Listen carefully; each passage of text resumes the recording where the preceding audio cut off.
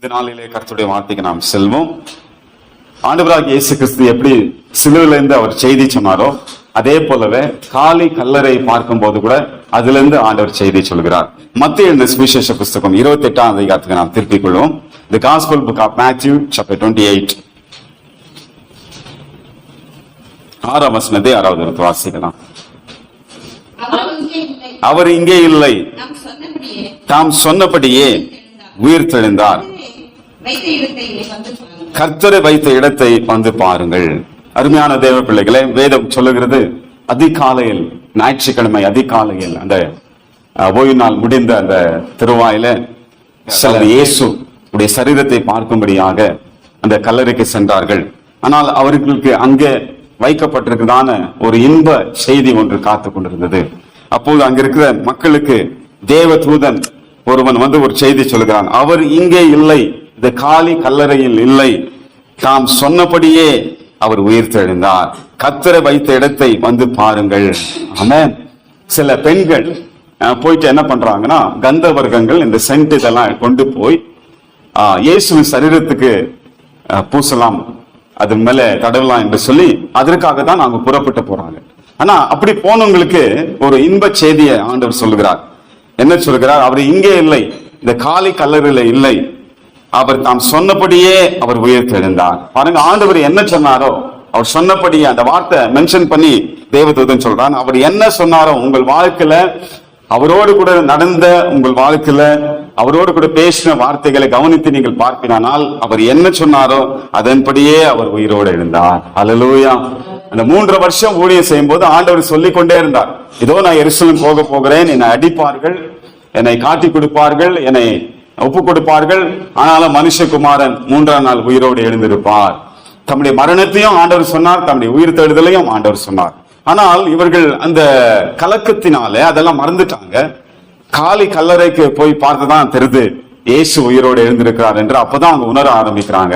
இன்னொரு இடத்துல நீங்க வாசித்து பார்த்தா அவர் சொன்ன வார்த்தையை நீங்கள் நினைவு கூறுங்கள் என்று தேவதன் சொல்கிறார். அவர் சொன்ன வார்த்தையை நீங்க நினைவு கூறுங்க. அப்போ அவங்க இயேசு சொன்ன வார்த்தையை டோட்டலா மறந்துட்டு இருந்தாங்க. மறுபடியும் ஆண்டவர் ஞாபகப்படுத்துறார், சொன்ன வசனத்தின் நினைவு கூறுங்க, தாம் சொன்னபடியே அவர் உயிரோடு எழுந்தார். அல்லேலூயா. அன்பானவர்களே, சிலுவையில மாத்திரமல்ல ஆண்டவர் செய்தி சொல்வது, காலி கல்லறையில கூட ஆண்டவர் செய்தி சொல்லுகிறார். இன்றைக்கு எப்படிப்பட்ட செய்தியை நாம் பார்க்கிறோம் என்றால், முதலாவது the message of peace, சமாதானத்தின் செய்தி. இந்த செய்தி எப்படிப்பட்ட செய்தி?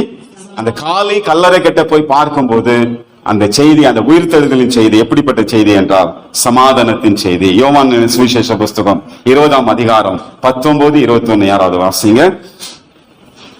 John chapter 20 verse number 19 and 21.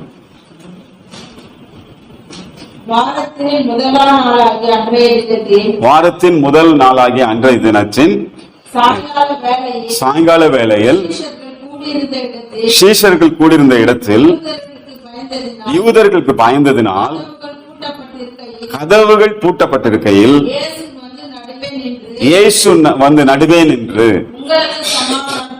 உங்களுக்கு சமாதானம் என்றார்.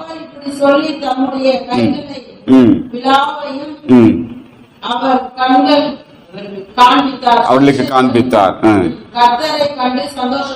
சந்தோஷம். 21ஆம் வசனம் பாருங்க, மறுபடியும் அவர்களை நோக்கி உங்களுக்கு சமாதானம் உண்டாவதாக, பிதா என்னை அனுப்பினது போல நானும் உங்களை அனுப்புகிறேன். அல்லேலூயா. அந்த நாட்டுல யூதர்களுக்கு பயந்ததுனால எல்லாரும் வீட்டெல்லாம் பூட்டிட்டு ரொம்ப பயத்தோடு கூட காணப்பட்டாங்க. அப்போ திடீரென்று ஆண்டவர் நடுவுல வந்து நிற்கிறார். அல்லேலூயா. எல்லாம் அதிர்ச்சி ஆயிடுறாங்க. இயேசு நடுவுல வந்து நின்று உங்களுக்கு சமாதானம், ஆமென், உங்களுக்கு சமாதானம். மறுபடியும் சொல்றாரு ஆண்டவர், 2 முறை சொல்றாரு, உங்களுக்கு சமாதானம், பிதா என்னை அனுப்பினது போலவே நானும் உங்களை அனுப்புகிறேன். அன்பானவர்களே, இந்த உயிர்த்தெழுதலின் செய்தி ஃபர்ஸ்ட், இந்த காலி கல்லறையின் செய்தி எந்த மாதிரி செய்தி என்றால் சமாதானத்தை கொடுக்கிற ஒரு செய்தி. அல்லேலூயா. இயேசு உயிர்த்தெழுந்தார் என்பது நமக்கு ஒரு பெரிய சமாதானத்தை கொண்டு வரும். ஆமென். அருமையானவர்களே, இன்னைக்கு வந்து சமாதானம் இல்லாத குடும்பங்களை நாம் பார்க்கிறோம். சமாதானம் மிக மிக முக்கியம். இயேசு சுவாமி சொன்னார், என்னுடைய சமாதானத்தை நான் வைத்து போகிறேன், இந்த உலகம் பிரகாரம் கொடுக்கிற பிரகாரமா நான் உங்களுக்கு கொடுப்பதில்லை, என் சமாதானத்தை நான் உங்களுக்கு வைத்து போகிறேன். அது மாத்திரமல்ல, ஆண்டவர் வேத புஸ்தகத்துல பூரண சமாதானத்தை நான் கொடுக்கிறேன் என்று சொல்லியிருக்கிறார். தம்மை பற்றி உறுதியாய் பற்றி கொண்ட மனதுடையவர்களுக்கு தேவன் பூரண சமாதானத்தை கொடுக்கிற தேவனா இருக்கிறார். இது நம்முடைய வாழ்க்கையில எவ்வளவு பணம் கொடுத்தாலும் இந்த சமாதானம் நமக்கு கிடைக்காது. ஆமென். ரட்சிக்கப்பட்ட உடனே ஆண்டவர் செய்யற ஒரு பெரிய அற்புதம் என்னன்னா, நமக்குள்ள ஒரு சந்தோஷத்தையும் நமக்குள்ள ஒரு சமாதானத்தை ஆண்டவர் கொடுக்கிறார். அல்லேலூயா. அந்த சமாதானத்தை யாருமே எடுத்து போட முடியாது, அந்த சந்தோஷத்தை யாருமே எடுத்து போட முடியாது, அல்லது எவ்வளவு கொடுத்தாலும் அதை வாங்க முடியாது. அந்த சமாதானம் நமக்குள்ள ஆண்டவர் வைத்து போகிற தேவனா இருக்கார். அதனால ஆண்டு சொல்லும்போது, என் சமாதானத்தை நான் வைத்து போகிறேன், அல்லேலூயா, நான் விட்டுட்டு போறேன், என் சமாதானத்தை உங்களுக்கு விட்டுட்டு போறேன். அப்போ ஆண்டவர் கொடுக்கிற சமாதானம். அதனால்தான் ஆண்டவர் சொல்லும் ஷாலோம், சமாதானம், ஷாலோம் அப்படின்னு சொல்றாரு, உங்களுக்கு சமாதானம். ஆமா, ஏன்னா பயத்தோடு இருந்தாங்க பாருங்க. பயத்துக்கு மாற்று மருந்து எதுனா சமாதானம் தான். ஆமென். பயங்கிற இடத்துல சமாதானம் இருக்காது, சமாதானம் இருக்கிற இடத்துல பயம் இருக்காது. பயத்துக்கு மாற்று மருந்து ஆன்டிபயாட்டிக் சொல்றோம் இல்லைங்களா? அதுக்கெல்லாம் அந்த மாதிரி நம்ம வாழ்க்கையில பயம் நம்ம விட்டு போனோம்னா ஆண்டவர் சமாதானம் நமக்குள்ள வரணும். அல்லேலூயா. இன்னைக்கு பாருங்க, சமாதானம் கெடுக்கிறதுக்கிட்ட பிசாசு என்ன பண்ணுவான்? நல்லாதான் நம்ம இருப்போம், திடீர்னு பார்த்தா சமாதானம் கெடுக்கிற மாதிரி என்ன பிரச்சனை கொண்டு வந்துடுவான். அதனால நம்ம என்ன செய்ய வேண்டும் என்றால், எல்லாத்தையும் நம்ம எதிர்த்து நிற்க வேண்டும். அல்லேலூயா. கட்டி செபிக்கணும். ஒவ்வொரு நாளும் காலையில எழுந்து, ஆண்டவரே இன்னைக்கு நான் இந்த நாள் முழுதும் சமாதானமா நான் வாழணும், எந்த ஒரு சமாதானம் கெடுக்கிற மாதிரி எந்த பிரச்சனையும் என் வாழ்க்கையில வரக்கூடாது அப்படின்னு நம்ம செபிக்க வேண்டும். அல்லேலூயா.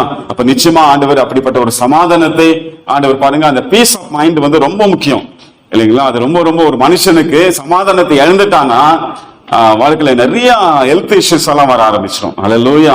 நிறைய சரீரத்துல பிரச்சனை வரும். இதெல்லாம் காரணம் என்னன்னா மைண்ட்ல சமாதானம். ஆமென். அல்லேலூயா. அப்போ ஆண்டவர் ஃபர்ஸ்ட் எடுத்தவனே என்ன சொன்னார்னா, உங்களுக்கு சமாதானம், உங்களுக்கு சமாதானம் உண்டாவதாக. மறுபடியும் அதான் சொல்றாரு. எடுத்தவரை நான் உங்களை ஆஸ்வதிப்பேன், இப்படி பண்ணுவேன், அப்படி பண்ணுவேன், ஏதோ சொல்ல எடுத்தவனே சொன்னார், உங்களுக்கு சமாதானம் உண்டாவதாக. ஏன் நீங்க பயந்து இருக்கிறீங்க? நான் வந்துட்டேன், உயிர் தெழுந்துட்டேன், நான் உயிரோடு வந்துட்டேன், உங்களுக்கு சமாதானம் உண்டாவதாக. ஆமென். அல்லேலூயா. இரண்டாவது, இந்த காலை கல்லரின் செய்தி எப்படிப்பட்ட செய்தி? அந்த மெசேஜ் ஆஃப் பவர், வல்லமையின் செய்தி. இது எப்படிப்பட்ட செய்தி? வல்லமையின் செய்தி. வாசிக்கலாம். அப்போஸ்தலர் நடபடிகள் புஸ்தகம் 2ஆம் அதிகாரம் 24வது வசனம். அப்போஸ்தலர் நடபடிகள் புஸ்தகம் 2ஆம் அதிகாரம் 24ஆம் வசனம்.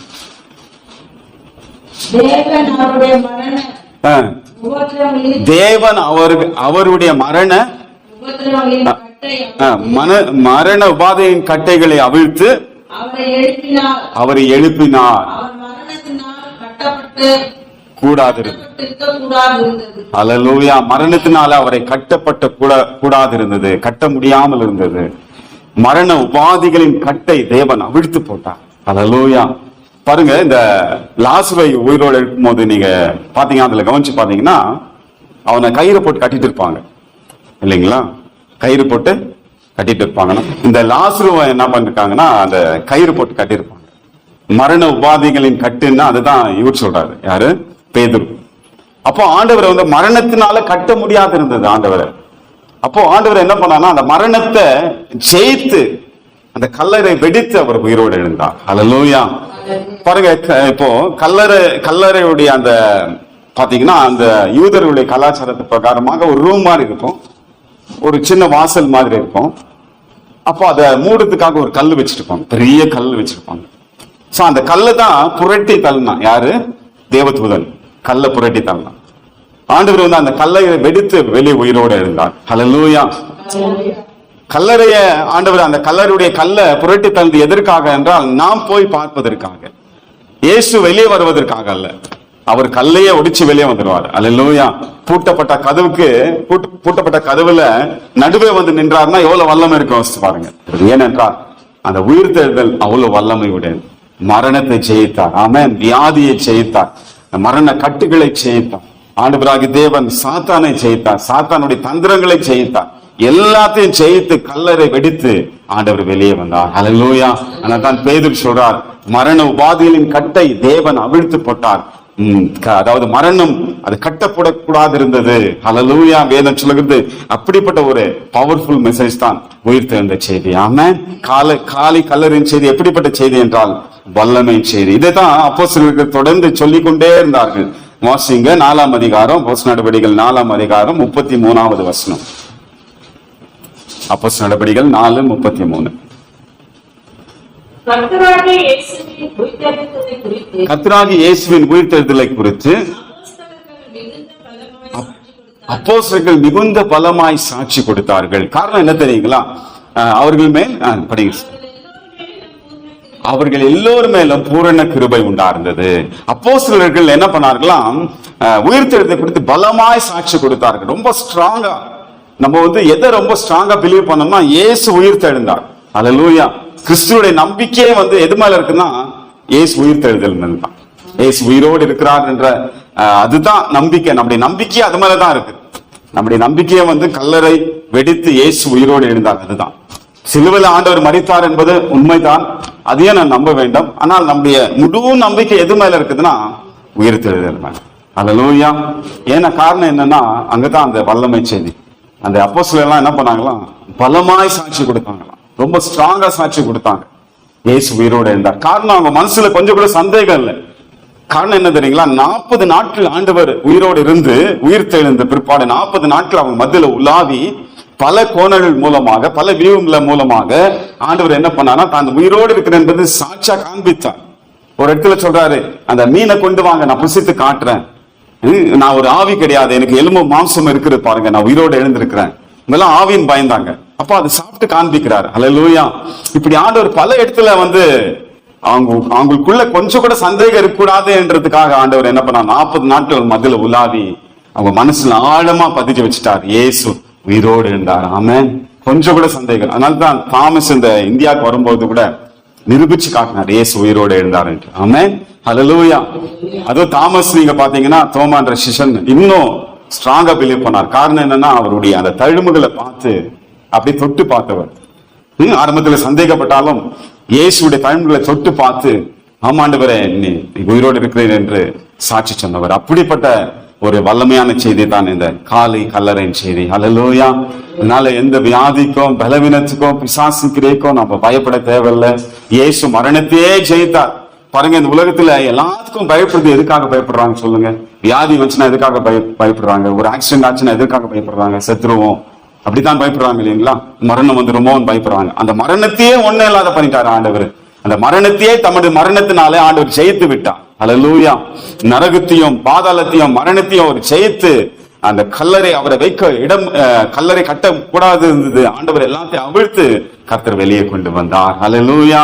ஆமென். இது வல்லமையின் செய்தி. மூணாவது, இது எப்படிப்பட்ட செய்தி என்றால் நம்பிக்கையின் செய்தி. The message of hope. நம்பிக்கையின் செய்தி. 1 கொரிந்தியர் 15ஆம் அதிகாரம் 17ஆம் வசனத்தை வாசிங்க. 1 கொரிந்தியர் 15ஆம் அதிகாரம் 17ஆம் வசனம். இந்த 1 கொரிந்தியர் 15 பாத்தீங்கன்னா உயிர்த்தெழுதல் பத்திய பவுல் பேசுவார். கிறிஸ்து எழுந்திருக்காவிட்டால் உங்கள் விசுவாசம் வீணா இருக்கும், இன்னும் நீங்கள் உங்கள் பாவங்களிலே இருப்பீர்கள். அல்லேலூயா. அப்போ பாவத்தை ஜெயிக்கிறது கூட எதுதான்? உயிர்த்தெழுதல் தான் வேணும். ஆமென். அல்லேலூயா. நான் சொல்றது புரியுதுங்களா? பாவத்தை ஜெயிக்கணும்னா கூட இயேசுவின் உயிர்த்தெழுதலை நம்பிக்கை வச்சாதான் பாவத்தை கூட ஜெயிக்க முடியும். பவுல் சொல்லுகிறார், மறுபடியும் படிங்க சிஸ்டர். கிறிஸ்து எழுந்திருக்காவிட்டால் நம்ம விசுவாசம் எப்படி இருக்குமா? வீணா இருக்கும், இன்னும் நீங்கள் உங்கள் பாவங்களே இருப்பீர்கள். அந்த நாட்டுல இயேசு உயிர்த்தெழவில்லை, மரித்தோர் எழுவதில்லை என்று சொல்ல ஒரு தவறான நம்பிக்கை இருந்தது. அப்போ இந்த பவுல் திட்டி சொல்றாரு, இது போல மரித்தோர் உயிர்த்தெழாவிட்டால் அப்போ இயேசு எழுந்திருக்கவில்லையா? இயேசு எழுந்திராவிட்டால் உங்கள் விசுவாசம் வீணா இருக்குமே. கர்த்தர் எழுந்திராவிட்டால் உங்கள் விசுவாசம் வீணா இருக்கும், இன்னும் நீங்க உங்க பாவங்களிலே இருப்பீர்கள், உங்கள் பாவங்களுக்கு உங்களுக்கு விடுதலை கிடைக்காது என்று சொல்லுகிறார். ஹல்லேலூயா. அன்பானவர்களே, ஆண்டவர் சிலுவையில நம்முடைய பாவத்துக்காக எல்லாத்தையும் செலுத்திட்டார். அந்த பிரைஸ் அந்த என்ன பண்ணார்னா, சிலுவையில பெயிட் பண்ணார், நமக்காக கிரயத்தை செலுத்தினார். அவர் ஜீவனையும் அவர் ரத்தத்தையும் சிந்தி என்ன பண்ணாரு? கிரயத்தை செலுத்திட்டாரு. ஆனா அது எப்போ வேலை செய்யுது? அவர் உயிர்த்தெழுந்த பிற்பாடுதான். அல்லேலூயா. அப்போ அவர் கல்வாரி சிலுவும் உயிர்த்தெழுந்த ரெண்டும் இருந்தா தான் பாவத்தை நாம் ஜெயிக்க முடியும். நான் சொல்றது புரியுதுங்களா? ரெண்டுமே இருந்தா தான் பாவத்தை ஜெயிக்க முடியும். அதனால்தான் பவுல் சொல்லுகிறார், இயேசு உயிர்த்தெழாவிட்டால் உங்கள் விசுவாசம் வீணா போய்விடும். அப்போ நம்ம விசுவாசம் எது மேல இருக்குதுன்னா, இயேசு உயிர்த்தெழுந்தார். அல்லேலூயா. அப்போ இது எப்படிப்பட்ட செய்தினா, நம்பிக்கை கொடுக்கிற செய்தி. ஆமா, இன்னைக்கு நம்பிக்கையோட நம்ம வாழ்றோம்னா காரணம் என்னங்க? இயேசு உயிரோடு இருக்கிறார். அல்லேலூயா. இன்னைக்கு ஆண்டவர்கிட்ட போய் செபிக்கிறோம்னா நம்முடைய கடவுள் எப்படிப்பட்டவர்? அவர் உயிரோடு இருக்கிறவர். நான் போய் அவர்கிட்ட செபிச்சேன்னா அவர் எனக்கு பதில் கொடுப்பார் என்ற ஒரு நம்பிக்கை இருக்கிறது. ஆமென். அல்லேலூயா. மற்றவர்கள் போல ஒரு சில இடத்துல ஒரு ஊமையான கடவுள் கிட்ட நம்ம போய், அல்லது கேட்க விடாத ஒரு கடவுள் கிட்ட போய் நாம் செபிக்கவில்லை. உயிரோடு இருந்து இரவும் பகல நம்மை பார்த்து கொண்டிருக்கிற தேவனிடத்துல நாம் செபித்துக் கொண்டிருக்கிறோம். ஆமென். அப்ப நம்ம நம்பிக்கை எது மேல இருக்கிறதுனா உயிர் தெழுந்த இயேசுவின் மேல நம்பிக்கை தரும் செய்தி. ஆமென். நம்பிக்கை. அதனால சீஷர்களுக்கெல்லாம் ஒரு நம்பிக்கை உண்டானது. விரக்தியா பேசின்னு போயிருந்தாங்க. எம்மாவிற்கு 2 சீஷர்கள் பேசணும் போய் கொண்டிருக்கும் போது ரொம்ப விரக்தியோடு கூட ஒரு நம்பிக்கை இல்லாமல் பேசிக்கொண்டு போனாங்க. ஆனா ஆண்டவராக இயேசு கிறிஸ்து அவர்களோடு கூட இணைந்து நம்பிக்கை ஊட்டினார். ஆமென். வேத வசனங்களை விளக்கி காட்டினார்.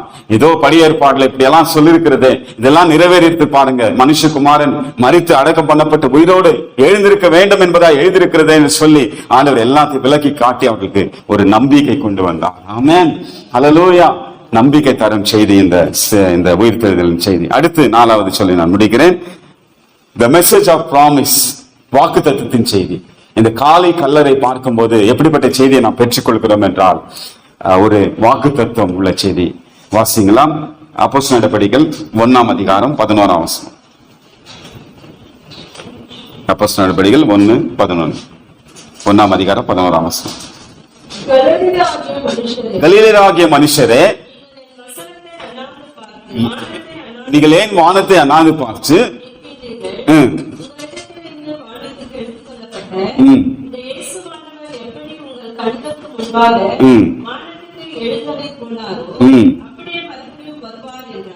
அல்லேலூயா. அதுதான் வாக்குத்தத்தம். பாருங்க, இதை சொல்றதுக்கு முன்னாடி ஆண்டவர் உயிர் தெழுந்த பிற்பாடு தூதர் மூலமா ஒரு வார்த்தை சொல்லி அனுப்புறாரு. பாருங்க, 28ஆம் அதிகாரம், மத்தேயு 28ஆம் அதிகாரம் 7ஆம் வசனத்தை படிக்கலாம். மத்தேயு 28:7. பிறகு இந்த வார்த்தைக்கு நாம் வரலாம். மத்தேயு 28, நீ சீக்கிரமாய் போய் அவர் மரித்தோரிலிருந்து எழுந்தார் என்று அவருடைய சீஷர்களுக்கு சொல்லுங்கள். அவர் உங்களுக்கு முன்னே கலிலேயுக்கு போகிறார், அங்கே அவரை காண்பீர்கள். ஏதோ உங்களுக்கு சொன்னேன். ஆண்டவர் தூதர் கிட்ட தூதர் மூலமாக சொல்றாரு. தூதன் சொல்றான், இதோ அவர் மரித்தோரிலிருந்து எழுந்தார் என்று அவருடைய சீஷர்கள் போய் சொல்லுங்க. நீங்க கலிலேயுக்கு போங்க, உங்களுக்கு முன்னே அவர் புறப்பட்டு போயிருப்பார் என்று. ஏன் அந்த இடத்துல ஆண்டவர் கூப்பிடுறாருன்னா, அங்க வச்சு ஆண்டவர் ஒரு செய்தி அவங்களுக்கு கொடுக்க இருக்கிறார், ஒரு வாக்குத்தத்தத்தை கொடுக்கிறார். என்ன வாக்குத்தத்தம்னா, அப்போஸ்தலர் நடபடிகள் 1ஆம் அதிகாரத்தை முழுசா படிச்சு பாருங்க.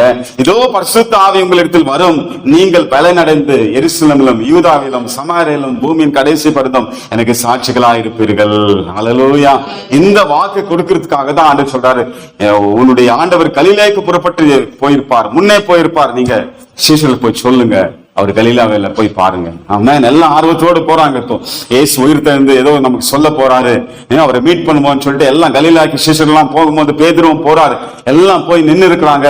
அப்ப ஆண்டவர் சொல்றாரு, ஏதோ பரிசுத்த ஆவி உங்களிடத்தில் வரும், நீங்கள் பலனடைந்து எனக்கு சாட்சிகளா இருப்பீர்கள். அப்படி சொல்லிட்டு அப்படியே பரலோகத்துக்கு எடுத்துக்கொண்டார். ஆமென். அப்ப எல்லாம் அண்ணாந்து பார்த்துனே இருக்கிறாங்க. ஆண்டவர் கண்ணுக்கு முன்னா போயிட்டாரு என்று சொல்லி இன்னும் ஆண்டவர் இருப்பாரு நினைச்சிருந்தாங்க. அவர் அதை சொல்லிட்டு அப்படியே போயினேட்டாரு. அப்ப அங்க இருக்கிற தூதர்கள் வந்து சொல்றாங்க, ஏன் வானத்தை அண்ணாந்து பார்த்துன்னு இருக்கீங்க, ஏன் வானத்தை பார்த்துன்னு இருக்கீங்க, புறப்பட்டு முன்னாடி போங்க. அல்லேலூயா. Go ahead என்றார். முன்னாடி போங்க. ஏன் வானத்தை பாக்குறீங்க, முன்னாடி போங்க. இந்த இயேசுவான எப்படி மேகங்கள் நடுவே போனாரோ அதே போல மேகங்கள் நடுவே அவர் வருவார். ஹல்லேலூயா, ஹல்லேலூயா. 2 வாக்குத்தத்தத்தை சொல்றாரு. ஒன்னு வந்து பரிசுத்த ஆவி உங்களிடத்தில் வரும், இந்த பூமியில நீங்க சாட்சிகளா இருப்பீர்கள். 2வது சொல்றாரு, அப்படி நீங்கள் வாழ்ந்து கொண்டிருக்கும் போது மறுபடியும் இந்த இயேசு மேகங்கள் நடுவே வரப்போகிறார். ஹல்லேலூயா. உங்க கண்ணீரை துடைக்க வரப்போகிறார், உங்களை ஆஸ்வதிக்க அவர் வரப்போகிறார், இந்த உலகத்தை நியாயத்திற்கு அவர் வரப்போகிறார் என்று சொல்லி வாக்குத்தத்த செய்திகளை கொண்டு வந்தார்கள். அன்பான தேவ பிள்ளையை, இந்த காலை கல்லறையின் செய்தி எப்படிப்பட்ட செய்தி என்றால் வாக்குத்தத்தத்தின் செய்தி. ஆமென். சமாதானத்தின் செய்தி, வல்லமையின் செய்தி, நம்பிக்கை தரும் செய்தி. அது மாத்திரமல்ல, நமக்கு வாக்குத்தத்தங்களை கொடுக்கிற செய்தி.